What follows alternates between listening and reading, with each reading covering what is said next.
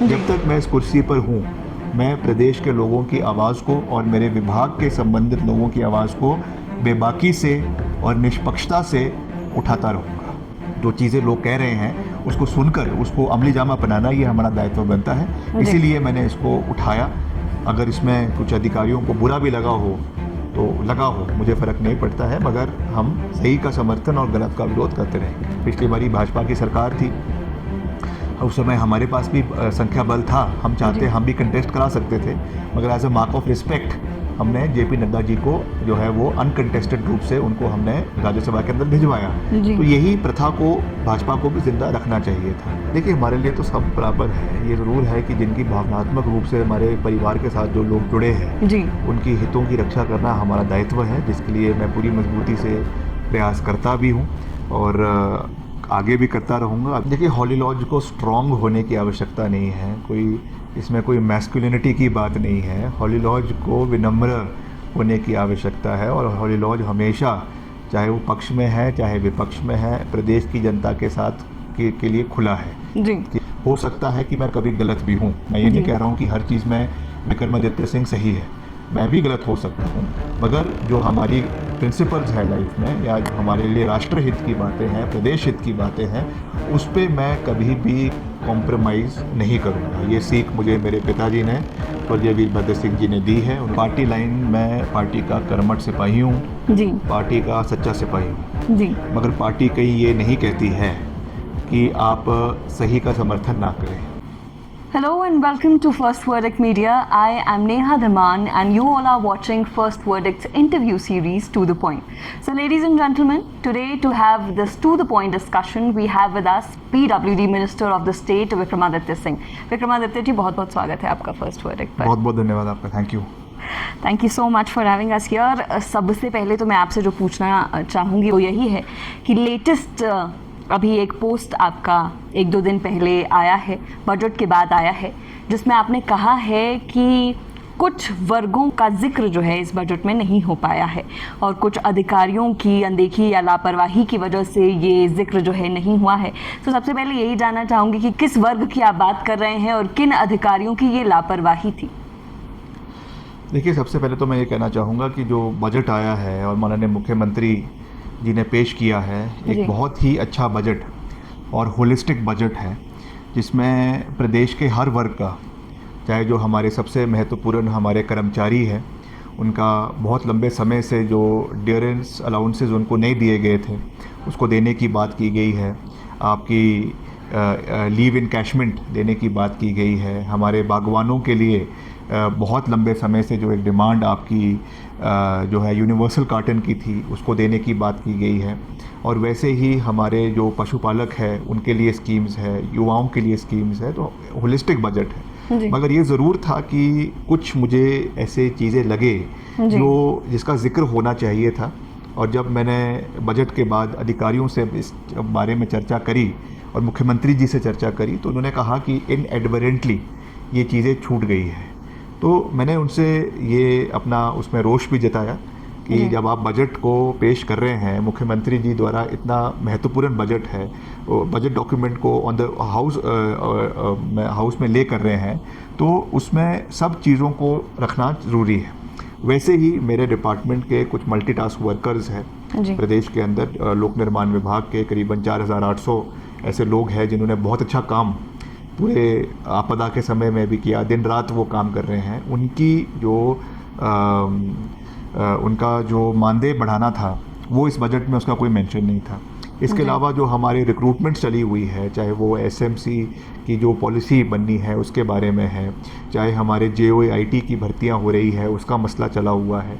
हमने हालांकि उसमें सब कमेटीज कैबिनेट की बनी हुई है जी, और मैं भी उसका पार्ट हूँ। कुछ मुख्यमंत्री जी की अध्यक्षता में है, कुछ उप मुख्यमंत्री की अध्यक्षता में है, कुछ एजुकेशन मिनिस्टर की अध्यक्षता में है। मगर ये एक ऐसा प्रेसिडेंस पहले से रहा है कि जो भी कमेटीज़ बन रही है या जो सरकार काम कर रही है, ऑनगोइंग प्रोसेस है, उसका भी एक मेंशन जो है वो बजट में आता है, ताकि ये एक विश्वास उन लोगों को रहे कि सरकार आगामी वित्तीय वर्ष में भी उनके साथ पूरी मजबूती के साथ खड़ी भी है और उनके कार्यों को पूरा कर रही है। इन चीज़ों पे जब हमको कमी दिखी तो मैंने उसको मुख्यमंत्री जी से भी उसके बारे में फ्लैग किया, और अभी मैंने कुछ समय पहले आज ही कुछ जो हमारे फाइनेंस सेक्रेटरी हैं, हमारे प्लानिंग के एडवाइज़र हैं, उन सब से मैंने चर्चा करी है, और उन्होंने मुझे विश्वास जताया है कि जब मुख्यमंत्री जी का जिस दिन रिप्लाई आएगा बजट के डिबेट के बाद, उसमें इन सब कमियों को पूरा किया जाएगा, क्योंकि हम प्रदेश के लोगों के हितों की रक्षा करना हमारा दायित्व बनता है। हो सकता है कि कभी कभी कुछ चीज़ें कमी रह भी जाती है, ह्यूमन एरर रह जाता है, मगर उसको रेक्टिफाई करना, because we are part of the government, और हम रोज़ जो लोगों की आंख और कान है सरकार का, जो चीज़ें लोग कह रहे हैं उसको सुनकर उसको अमली जामा बनाना, ये हमारा दायित्व बनता है। इसीलिए मैंने इसको उठाया।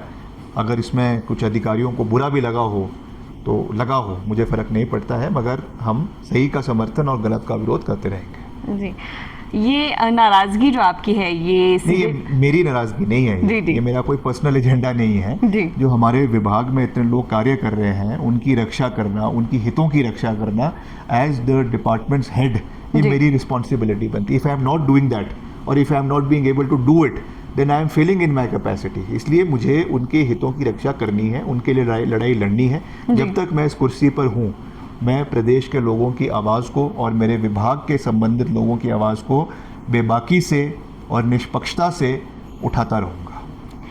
कहीं ना कहीं विक्रमादित्य जी, क्या आप ऐसा कहना चाह रहे हैं कि जो बजट पेश किया गया उसको पहले रेक्टिफाई नहीं किया गया, मुख्यमंत्री ने खुद उसको पहले स्टडी नहीं किया, और सिर्फ अधिकारियों द्वारा बनाया गया बजट जो है? मैंने ये ज़रूर कहा है कि मुख्यमंत्री जी ने बहुत अच्छा बजट पेश किया है, सब वर्गों को उसमें कवर किया है, मगर क्योंकि बजट केवल एक डिपार्टमेंट से नहीं बनता, उसमें जो डिमांड्स है, जो उसमें सुझाव है, वो हर डिपार्टमेंट से आते हैं, चाहे वो शिक्षा विभाग है, चाहे इंडस्ट्रीज़ है, चाहे पीडब्ल्यूडी है, चाहे जल शक्ति है, और फिर वो हमारे प्लानिंग डिपार्टमेंट में उसका प्रोसेस होता है जी, और फिर उसको फाइनली जो है वो मुख्यमंत्री को पेश किया जाता है, और फिर उसमें मुख्यमंत्री जी फाइनल कॉल ले सकते हैं जी। तो हो सकता है, क्योंकि इतना बड़ा सब चीज़ों को देखना है, तो हो सकता है कि कभी कोई चीज़ छूट जाए, मैं मान रहा हूँ उस बात को, मगर ये काम मुख्यमंत्री जी का नहीं है, ये काम अधिकारियों का है कि ये चीज़ अगर कोई छूट भी गई है तो मुख्यमंत्री जी की नॉलेज में इस बात को लाना चाहिए था कि जनाब ये छूट गया है, इसको भी लाया जाए। तो वैसे ही हुआ है, अब वो छूट गया है तो उसको मैंने कहा है कि उसको आने वाले समय में रेक्टिफाई किया जाए, और उन्होंने मुझे कहा है कि हम उसको करेंगे। तो ये सिंपल चीज़ है जी। ओवरऑल जो बजट पेश किया गया है, जैसा कि आप कह भी रहे हैं कि काफ़ी होलिस्टिक बजट जो है इसको कहा जा रहा है, लेकिन इस बजट में जो एक कमी कहीं ना कहीं बार बार खटक रही है वो कैपिटल एक्सपेंडिचर को लेकर है कि कैपिटल एक्सपेंडिचर जो है वो काफ़ी कम कर दिया गया है। तो डेवलपमेंट की जो भी परियोजनाएं होंगी या डेवलपमेंट वर्क्स जो भी कहीं ना कहीं होने हैं प्रदेश में, उसमें कुछ कमी आएगी। तो इसको कैसे आप देखते हैं? ये देखिए, ये तो वैसे बहुत ज़रूरी है, कैपिटल एक्सपेंडिचर को जितना हम बढ़ावा दें वो बहुत महत्वपूर्ण है, मगर कई हमारी जो सेंट्रल स्कीम्स हैं उसमें भी काफ़ी हमारी कैपिटल ओरिएंटेड स्कीम्स चल रही है।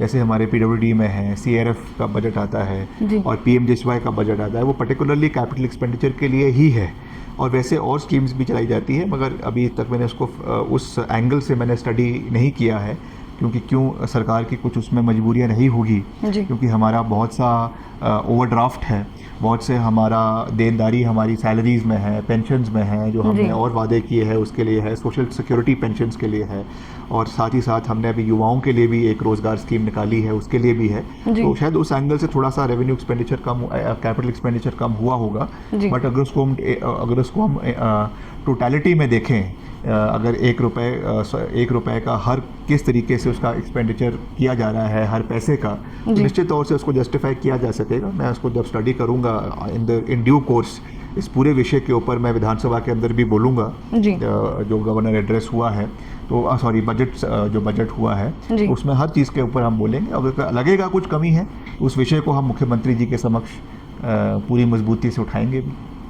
जी, विक्रमादित्य जी, लोकसभा चुनाव से पहले ये बजट जो है पेश किया गया है। 4 सीटों पर लोकसभा चुनाव हिमाचल प्रदेश में होना है, और विपक्ष भी लगातार इस बजट को लेकर एक प्रतिक्रिया अपनी दे रहा है। ये कहा जा रहा है कि ये लोक लुभावना बजट जो है पेश किया गया है, लोगों के रिझाने के लिए। जिस तरह से गारंटियां दी थी, गारंटियां पूरी नहीं कर पाई है कांग्रेस, और उसी तरह से ये जो बजट में बड़ी बड़ी घोषणाएं की गई हैं वो भी कांग्रेस पूरा नहीं कर पाएगी, ये विपक्ष का कहना है। क्या आप भी मानते हैं कि बहुत बड़ी बड़ी घोषणा हो गई है? सारी जो चीज़ें कही है वो बजटरी प्रोविजन के साथ की गई है। बजट कोई मंच से, किसी राजनीतिक मंच से दिया गया हुआ भाषण नहीं होता है। जब आप बजट पेश कर रहे हैं विधानसभा के अंदर, जी तो उसके पीछे सब्सटैंटिव स्कीम्स भी है और उसके लिए नेसेसरी बजटरी प्रोविजन भी होता है, जी। तभी उसको बजट कहा जाता है, तभी उसको एक बजट डॉक्यूमेंट कहा जाता है। तो every scheme that the honourable chief minister has री इनिशिएटेड और इनिशिएटेड, या कोई नई स्कीम लेकर आए हैं, उसके लिए रिक्विजिट बजटरी प्रोविजन जो है वो सरकार द्वारा किया गया है। And all the budgetary schemes will be made to reach its logical conclusion। जो उसका दृश्य है, जी। जिस सोच के साथ उनको शुरू कराया गया है, उसके लॉजिकल कंक्लूजन तक पहुंचाया जाएगा। और जो भी लोग उससे लाभान्वित होने हैं, जी। चाहे वो बागवान है, चाहे वो किसान है, चाहे वो हमारे खेती बाड़ी से संबंधित है, चाहे वो उसमें हमारे बागवान हैं, हर लोगों के लिए वो रखा गया है और उनको उसका भरपूर फ़ायदा आगामी 1 वर्ष के अंदर जो है, इस वित्तीय वर्ष के अंदर होगा, इसका हमें पूरा विश्वास है। आपके डिपार्टमेंट की अगर हम बात करें तो आपके डिपार्टमेंट से रिलेटेड जो बजट में जो भी प्रोविजंस हुए हैं उनके बारे में भी थोड़ा हमें बताएं। नहीं, हमारा, क्योंकि देखिए जो मेरा डिपार्टमेंट PWD है और अभी मुझे अर्बन डेवलपमेंट की जिम्मेवारी दी गई है, जी उसमें क्योंकि अपने आप में कोई नई स्कीम नहीं होती है, हालांकि हमने 2 नई स्कीम्स इस बारी प्रोविज़न उसका किया है। एक हमने रोड इम्प्रूवमेंट स्कीम्स जी शुरू करवाई है, जिसका जिक्र बजट में हुआ भी है, क्योंकि हमने काफ़ी देखा कि हम अब एक ऐसे स्तर पे पहुंच चुके हैं। जब हिमाचल बना था तो मात्र 200 स्क्वायर किलोमीटर सड़कें हिमाचल के अंदर थी। जी आज हिमाचल के अंदर करीबन 40,000 स्क्वायर किलोमीटर सड़कें हैं और हम अब अगर सही मायने में देखें तो हम एक सैचुरेशन पॉइंट पर पहुंच चुके हैं। अब जो हमारी प्राथमिकता होनी चाहिए प्रदेश के अंदर, वो नई सड़कों को बनाने की नहीं होनी चाहिए। मैं ये नहीं कह रहा हूँ कि नई सड़कें नहीं बनानी है, मगर एग्जिस्टिंग जो हमारा अब रोड नेटवर्क है, जी। चाहे वो नेशनल हाईवेज का है, चाहे वो MDRs है, चाहे वो लिंक रोड्स है, चाहे वो आपकी डिस्ट्रिक्ट रोड्स हैं, उनको इम्प्रूव करना, उनकी क्वालिटी को इम्प्रूव करना, उनकी मेटलिंग टायरिंग करना, ये हमारी प्राथमिकता होनी चाहिए। कई जगहों पे क्रॉस ड्रेनेजेस नहीं है, कई जगहों पे साइनेजेस नहीं है, कई जगहों पे ब्लैक स्पॉट्स नहीं है, कई जगहों पे हमारी रेलिंग्स जो हमारे क्रैश बैरियर्स हैं वो नहीं लगे हैं। तो quality of transport has to be improved, वो हमारा आने वाले समय में उस पर हमारी फोकस रहना चाहिए। उसके लिए हमने एक नई स्कीम लाए हैं, तो उसमें क्रॉस ड्रेनेज का भी हमने प्रावधान रखा है। अक्सर देखा जाता है कि हम मेटलिंग टायरिंग करवाते हैं, जी एक बरसात का झोंका आता है और सब कुछ उखड़ जाता है। इसलिए हम अब क्वालिटी पे बहुत ज़्यादा फोकस दे रहे हैं कि जो हमारे पास ऑलरेडी एग्जिस्टिंग रोड नेटवर्क है प्रदेश के अंदर, उसको इम्प्रूव किया जाए। बाकी जहाँ तक मेरा दूसरा डिपार्टमेंट है अर्बन डेवलपमेंट, उसके लिए भी काफ़ी नए इनिशिएटिव्स लिए गए हैं। कुछ हमारे जो मानदें हमारे मेयर्स हैं, हमारे डिप्टी मेयर्स हैं, हमारे और जो उसमें लोकल बॉडीज़ में लोग होते हैं उनके लिए करवाया गया है। और वैसे ही हमारी जो सेंट्रल गवर्नमेंट के माध्यम से हमारे स्मार्ट सिटीज़ के प्रोजेक्ट चल रहे हैं, हालांकि अब वो सैचुरेशन लेवल पे पहुंच चुके हैं। जी। तो अभी 2 ही शहरों के अंदर है, आपके धर्मशाला और शिमला के अंदर, तो उसका भी हम पूरा निरीक्षण कर रहे हैं। उसके अलावा हमारा यही फोकस रहेगा in the times to come कि जितनी भी हमारी अर्बन लोकल बॉडीज़ है उसमें हम कैसे रेवेन्यू को मैक्सिमाइज़ कर सकें और वो केवल सरकार के ऊपर ही, ग्रांट इन एड के ऊपर निर्भर ना रहे। उनकी कैसे रेवेन्यू को हम मोनेटाइज कर सकें उनके अपने अपने इलाकों में, चाहे पेड पार्किंग्स है, चाहे और सिविक इंफ्रास्ट्रक्चर है, उसके ऊपर हम आने वाले समय में बल देंगे। क्योंकि अभी केवल 15-20 दिन पहले ही मैंने इस डिपार्टमेंट को संभाला है, मगर जो भी इसमें हम आने वाले समय में कर सकेंगे उसको हम करने का पूरा प्रयास करेंगे। जी चलिए, ये तो बजट को लेकर जो है अभी हमने डिस्कशन की। एक और बड़ा पॉलिटिकल घटनाक्रम भी इन दिनों हिमाचल प्रदेश में जारी है। देखिए, राज्यसभा का चुनाव होना है और उसके लिए बीजेपी ने भी अपना कैंडिडेट दे दिया है। आमतौर पर जिसके पास बहुमत होता है वही अपना कैंडिडेट देता है, लेकिन इस बार बीजेपी ने भी कैंडिडेट दिया है और कहीं ना कहीं बीजेपी जो है बहुत ज़्यादा कॉन्फिडेंट इस बात को लेकर लग रही है कि जितने विधायक उनको चाहिए बहुमत पाने के लिए वो तोड़ लेंगे कांग्रेस में से, और उसके बाद जो है राज्यसभा कैंडिडेट भाजपा का हिमाचल प्रदेश से जाएगा। कहीं ना कहीं इसको जो है मिशन लोटस का लिटमस टेस्ट भी माना जा रहा है, भी कहा जा रहा है। आप क्या मानते हैं, क्या ऐसा कुछ संभव हो पाएगा हिमाचल प्रदेश में? नहीं, ये निश्चित तौर से उनका प्रयास खलबली मचाने का तो है, इसमें कोई दो राय नहीं है। मगर मैं समझता हूँ कि हमारी सरकार मजबूत है जी और सारे के सारे विधायक कांग्रेस पार्टी के साथ पूरी मजबूती के साथ खड़े हैं, मुख्यमंत्री जी के साथ खड़े हैं। और केवल कांग्रेस के विधायक ही नहीं, मगर जो हमारे निर्दलीय विधायक हैं, 3 निर्दलीय विधायक हैं, वो भी सरकार के साथ एसोसिएट मेंबर्स की उसमें अपनी भूमिका को निभा रहे हैं, तो उसमें जी। कोई परेशानी नहीं है। मगर निश्चित तौर से क्योंकि ये एक प्रेसिडेंट ऐसा रहा है कि जब एब्सोल्यूट मेजॉरिटी रहती है, और ख़ास करके हिमाचल जैसे राज्य में, क्योंकि और राज्यों में तो क्योंकि बहुत ज़्यादा विधायक होते हैं, इसलिए अकॉर्डिंग टू विधायकों के रेशो के ऊपर पर्टिकुलर 30 या 35 सीटों के ऊपर एक राज्यसभा का सीट दी जाती है। जी। अगर हिमाचल में क्योंकि कुल ही हमारे 68 है, तो जिसकी सरकार होती है अक्सर ये होता है कि उनको जो है वो नॉमिनेशन के माध्यम से उनका कैंडिडेट आता है। जब पिछली बारी भाजपा की सरकार थी, उस समय हमारे पास भी संख्या बल था, हम चाहते हम भी कंटेस्ट करा सकते थे, मगर as a mark of respect हमने जेपी नड्डा जी को जो है वो अनकंटेस्टेड रूप से उनको हमने राज्यसभा के अंदर भिजवाया। जी। तो यही प्रथा को भाजपा को भी जिंदा रखना चाहिए था। मगर हर चीज़ में, क्योंकि वो एक मसल पावर में विश्वास रखते हैं, हर चीज़ में जहाँ पे कोई स्कोप ना हो वहाँ पर भी खलबली मचाने की कोशिश करते हैं। तो हो सकता है उस दृश्य से उन्होंने जो उनके कैंडिडेट है हर्ष महाजन जी, उनको दिया है। मगर we are rock solid with the government, we are rock solid with the chief minister, और हम पूरी जितने हमारी बहुमत है उस हिसाब से ही हम अपने कैंडिडेट को यहाँ से जिताकर जो है वो दिल्ली भेजेंगे। जी।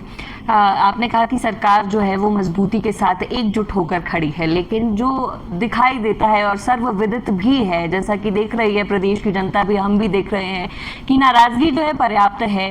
कांग्रेस में नाराज कई नेता चल रहे हैं जो कि मंत्रिमंडल से भी दूर रहे। जब विभागों का फेरबदल हुआ है उस वक्त ऐसी खबरें आई कि आप भी बीच में नाराज हो गए थे। तो ये जो नाराजगी है पर्याप्त, और कांग्रेस के प्रदेश अध्यक्ष भी लगातार कहती रही हैं कि संगठन के कार्यकर्ता जो हैं कांग्रेस के, वो भी कहीं ना कहीं नाराज जो है सरकार से चल रहे हैं, क्योंकि मन माफिक उनको जो है तवज्जो नहीं मिल पा रही है कांग्रेस में। तो आप क्या मान रहे हैं कि ये नाराजगी जो है आगे चलकर कहीं ना कहीं इस मजबूती को, जैसा कि आपका मानना है कि सरकार मजबूत है, इस मजबूती की नींव को कहीं ना कहीं डगमगा देगी? देखिए, ऐसा है कि विचार विमर्श तो चलता रहता है, कुछ चीज़ में 100% फंक्शनिंग भी नहीं होती है, कई जगहों में कमियां भी रह जाती है। Chief minister is doing a very good job ji, but अब वो भी सीख रहे हैं, पहली बारी मुख्यमंत्री बने हैं, तो निश्चित तौर से वो भी किस तरीके से प्रशासन चलता है, शासन चलता है, उनको भी सीखने में समय लगा है। जी। और अब वो सीख गए हैं, दाव पेच सीख गए हैं, 1 साल उन्हें भी मुख्यमंत्री रहते हुए हो गया है। तो हमें विश्वास है कि वो अगर ऐसी कोई नाराज़गियाँ भी संगठन में या सरकार में, मंत्रियों में या विधायक में हैं, तो उनसे चर्चा करेंगे, उनसे बात करेंगे और आगे बढ़ेंगे। उनके पास तो वैसे भी एक ऐसे प्रीडिसेसर रहे हैं जो 6 बार हिमाचल के मुख्यमंत्री रहे हैं। तो मुझे विश्वास है कि वर्तमान मुख्यमंत्री तत्कालीन मुख्यमंत्री जी से सीखेंगे कि किस तरीके से सरकारें चलती है, किस तरीके से रुष्ट लोगों को भी over a cup of T और ओवर ब्रेकफास्ट और ओवर डिनर एक डिप्लोमेसी के रूप से मनाया जाता है। उस चीज़ को वो सीख रहे हैं और अच्छा काम कर रहे हैं। अगर कुछ मनमुटाव रह भी जाएंगे तो उनको भी समय रहते हुए पूरा किया जाएगा, और सरकार पूरी मजबूती के साथ अपना पूरा कार्यकाल पूरा करेगी। जी, 1.5 साल होने को आया है, अभी भी एक कुर्सी जो है मंत्रिमंडल में खाली है।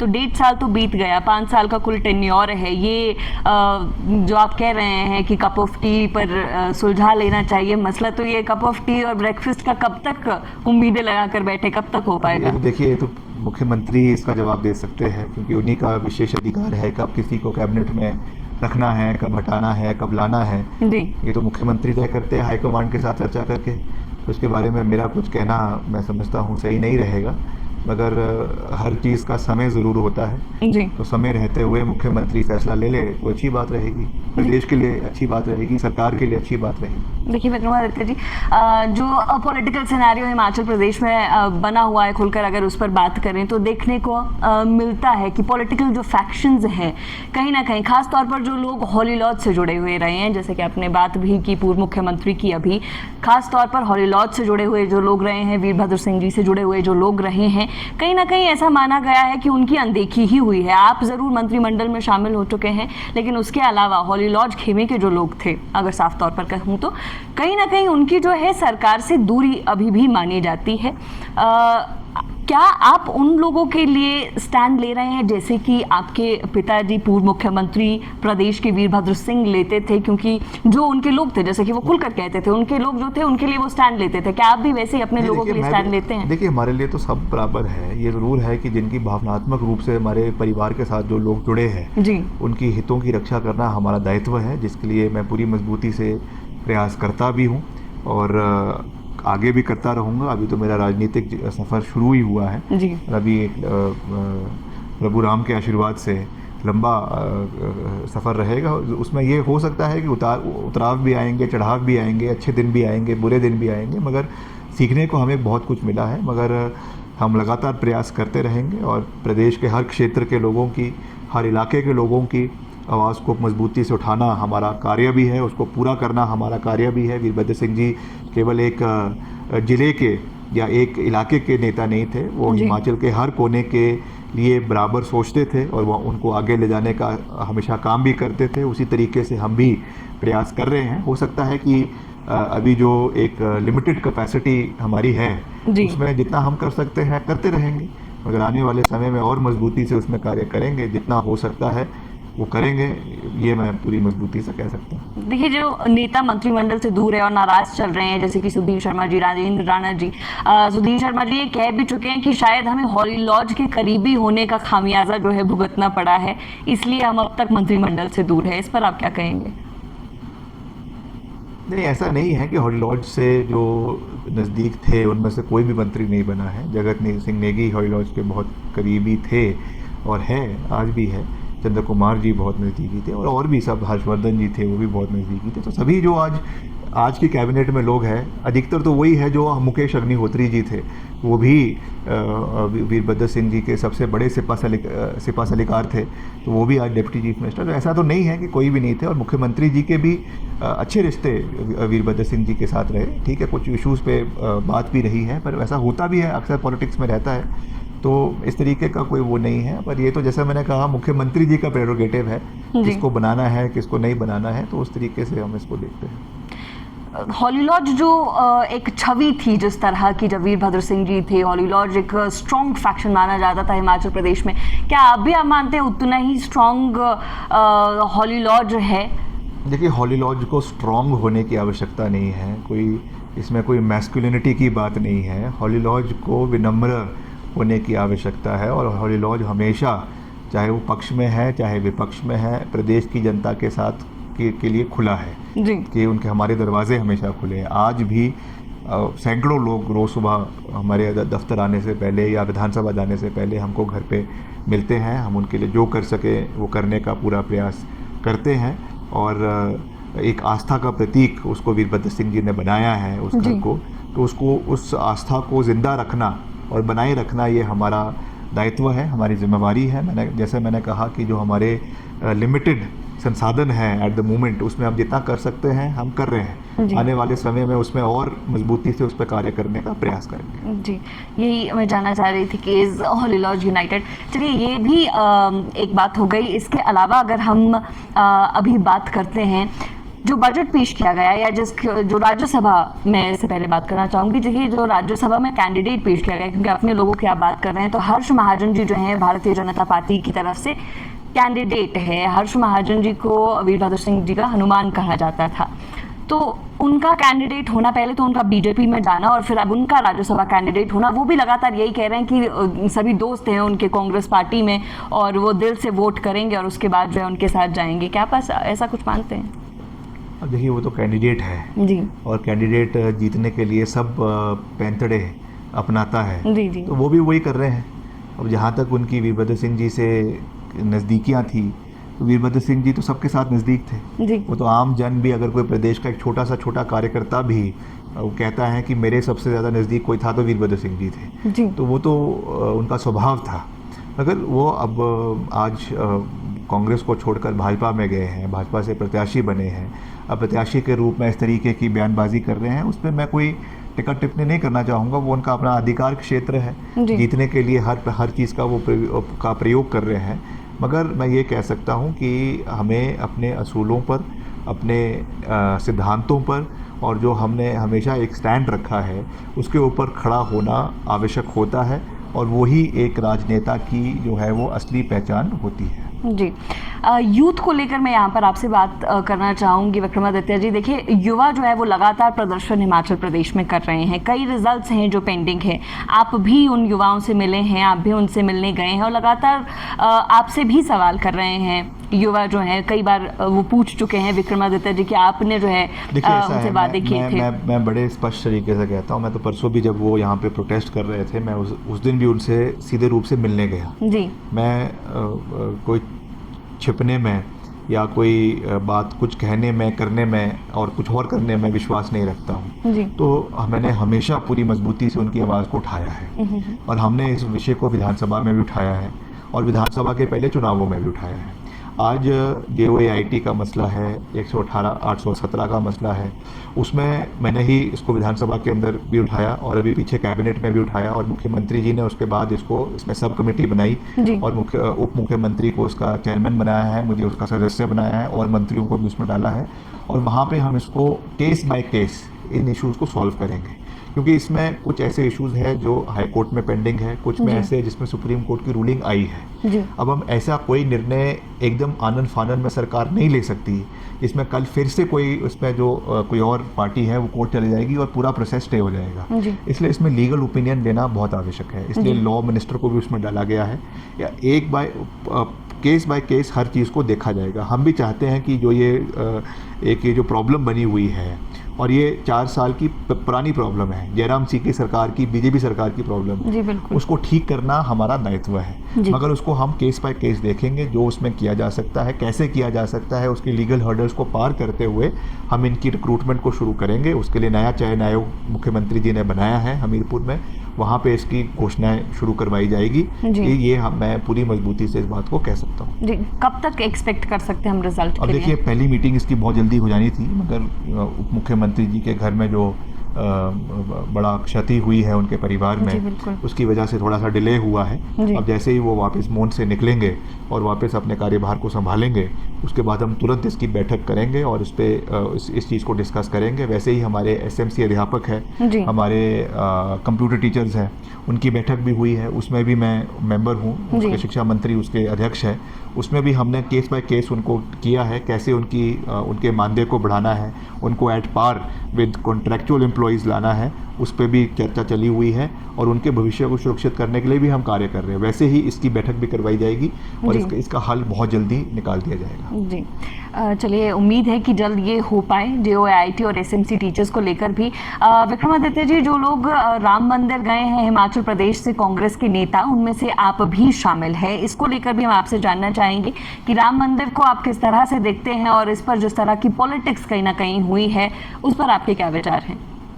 नहीं, देखिए, मैं तो पहले ही कहा था, मैंने तो डे 1 से कहा था कि मैं जाऊंगा। जी, ये ज़रूर कहा था कि कब जाऊंगा, तब वो मेरी मर्जी होगी, मगर क्योंकि मुझे आमंत्रण जो है वो जो वहाँ के मंदिर ट्रस्ट के लोग हैं उनके माध्यम से 22 जनवरी का आया था और औचित्य भी 22 जनवरी का था, क्योंकि 22 जनवरी को ही जो है वो राम मंदिर की प्रतिष्ठा थी। तो उस दिन वहाँ पे हमारे लिए जाना सौभाग्य की बात थी और ये कोई राजनीति से प्रेरित नहीं था। मैंने कई बार इस बात को मीडिया में कहा कि मेरे पिताजी का राम जन्मभूमि पूरे मूवमेंट में भी उनका योगदान रहा, उन्होंने हिमाचल में धर्मांतरण का कानून लाने में उनका योगदान रहा, हिमाचल में सनातन धर्म को, देव समाज को बढ़ाने में उनका योगदान रहा। तो उस प्रति ये निमंत्रण उनको दिया गया था, वो इस दुनिया में नहीं है, इसलिए उनके सुपुत्र के नाते मुझे आमंत्रित किया गया और मैं वहाँ पे गया।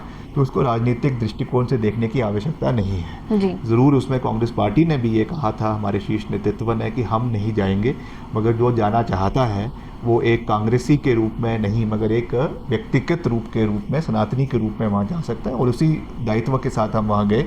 हम इसको राजनीति की दृष्टि से नहीं देखते हैं, राजनीति अपनी जगह है और धार्मिक विचारधारा, धार्मिक सोच अपनी जगह है। जी, विक्रमादित्य जी, आपकी कई सोशल मीडिया की जो पोस्ट हैं वो खूब वायरल होती हैं, खास तौर पर ऐसी पोस्ट जो है वो वायरल होती हैं जिसमें कहीं ना कहीं आप पार्टी लाइन से हटकर कुछ बात कह देते हैं या सरकार के अगेंस्ट जब भी आप कुछ कहते हैं तो आमतौर पर वो जो पोस्ट है वो कहीं ना कहीं बहुत ज़्यादा शेयर की जाती हैं और बहुत ज़्यादा उठ जाती हैं। इस पर मैं आपसे जानना चाहूँगी कि ये इस तरह की, क्योंकि बेबाक तो आप हैं ही, हमेशा आप कहते भी रहे हैं कि सही को सही और गलत को गलत आपको कहना पसंद है, तो ये पार्टी लाइन से अगेंस्ट जाने वाली जो बातें हैं, कि आपको आपको डर नहीं लगता, या फिर आप डर बना के रखना चाहते हैं इसलिए आप इस पार्टी तरह की लाइन से पोस्ट करते मैं हैं? पार्टी लाइन, मैं पार्टी का कर्मठ सिपाही हूँ, जी पार्टी का सच्चा सिपाही हूँ। जी मगर पार्टी कहीं ये नहीं कहती है कि आप सही का समर्थन ना करें। पार्टी में हमेशा ये है कि आप अपनी बात को पूरी बेबाकी से रखें, मजबूती से रखें, और जो मेरे प्रिंसिपल्स हैं लाइफ में, जो मेरी जी। कॉन्शियस है लाइफ में, वो उन प्रिंसिपल्स के कभी मैं सिद्धांतों के खिलाफ नहीं जाऊंगा। जो मुझे लगेगा कि पार्टी के इंटरेस्ट में है, देश के इंटरेस्ट में है और प्रदेश के इंटरेस्ट में है। हो सकता है कि मैं कभी गलत भी हूँ, मैं ये नहीं जी। कह रहा हूँ कि हर चीज़ में विक्रमादित्य सिंह सही है, मैं भी गलत हो सकता हूँ। मगर जो हमारी प्रिंसिपल्स है लाइफ में, या जो हमारे लिए राष्ट्रहित की बातें हैं, प्रदेश हित की बातें हैं, उस पर मैं कभी भी कॉम्प्रोमाइज़ नहीं करूँगा। ये सीख मुझे मेरे पिताजी ने, स्वर्गीय वीरभद्र सिंह जी ने दी है। उन्होंने 6 दशक हिमाचल की राजनीति में और देश की राजनीति में अपना बैटिंग करी है, फ्रंट फुट के ऊपर बैटिंग करी है। आखिरी दिन तक जब उनका स्वर्गवास हुआ, जी। वो इलेक्टेड एमएलए थे अर्की से। जी। 60 दशक तक वो कई बार विधायक रहे, मंत्री रहे, केंद्रीय मंत्री रहे, और प्रदेश के 6 बार मुख्यमंत्री रहे। तो हमेशा नॉट आउट रहे, इसीलिए क्योंकि उन्होंने हमेशा सच्चे मन से लोगों की सेवा करी है, और जो चीज़ प्रदेश के हित में है उस चीज़ को बोलने से कभी वो पीछे नहीं हटे हैं। और मैं उन्हीं की राह पर आगे चल रहा हूँ और हमेशा मजबूती से आगे बढ़ता रहूँगा। देखिए, कयास लगाए जा रहे हैं कि लोकसभा चुनाव भी आप लड़ सकते हैं। कोई ऐसा प्लान है आपका कि आगामी लोकसभा चुनाव में हम आपको मैदान में मेरा देख कोई सकते ऐसा हैं? कोई प्लान नहीं है। मुझे प्रदेश की जनता ने, और ख़ास करके मेरे विधानसभा क्षेत्र की जनता ने 4 गुना बहुमत के साथ वापस विधानसभा के अंदर भेजा है, जी। बहुत उम्मीदों के साथ भेजा है, और मैं लगातार अपने विधानसभा क्षेत्र की सेवा करने का हर संभव प्रयास कर रहा हूँ। उसके साथ साथ प्रदेश में भी जो मुझे जिम्मेवारी सरकार के रूप से दी गई है, उसमें भी मैं लगातार प्रयास कर रहा हूँ, चाहे वो लोक निर्माण विभाग है, चाहे वो शहरी विकास विभाग है। जो मेरे से हो सकता है हम मिलकर कर रहे हैं मुख्यमंत्री जी की अध्यक्षता में। तो इसलिए मेरा अभी कोई भी सोच लोकसभा लड़ने की नहीं है। मगर ये ज़रूर है कि मैंने ये हमेशा कहा है कि जो पार्टी का डायरेक्शन होगी उसको हम पूरा करने का हर संभव प्रयास करेंगे। Thank you so much Vikramaditya ji for being here.